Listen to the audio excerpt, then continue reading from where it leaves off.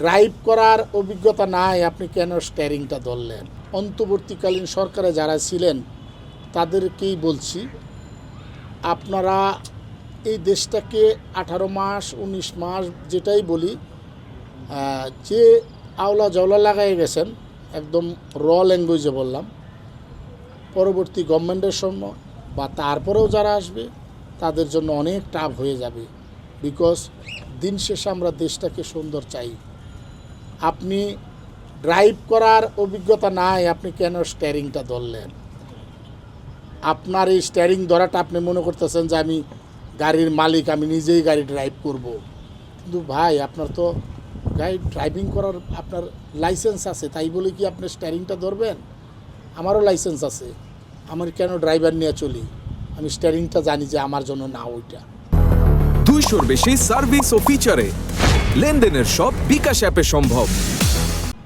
আমি যেদিন মনে করবো আমার জন্য, আমার দেশে স্টিয়ারিং ধরার ওই আমার ড্রাইভারের জায়গায় আমি যে স্টিয়ারিং ধরতে পারবো, সেদিন আমি ধরবো, 100% ধরবো। কিন্তু স্টিয়ারিংটা ধরেছিলেন, আপনারা কি জানেন যে আপনাদের এই স্টিয়ারিং ধরার কারণে 17-18 মাসের কারণে সারা বাংলাদেশের মানুষ, শুধু একটা দুইটা মানুষকে আপনারা চাকার ভিতরে পিষে মেরে ফেলেন নাই।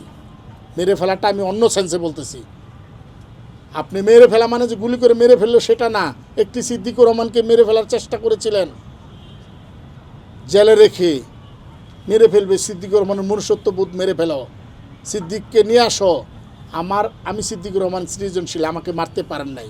অবশ্যই আমি বলি যে অন্তর্বর্তীকালীন সরকারের সময় যেহেতু আমার ঘটনাটা ঘটেছে, আমার 29শে এপ্রিল জন্ম হয়েছে, আমার যে সময় সরকার ছিল, আমি তাকে বলবো যে তারা আমার প্রতি অসংখ্য অন্যায় করেছে, মানে অবিচার করেছে, এবং আরও যত সংজ্ঞা থাকে মানুষের প্রতি বলার, সেইগুলো আমার সাথে করেছে। একটা মাত্র কারণ, সারা বাংলাদেশের মানুষ দেখেছে আমার সাথে কি হয়েছে।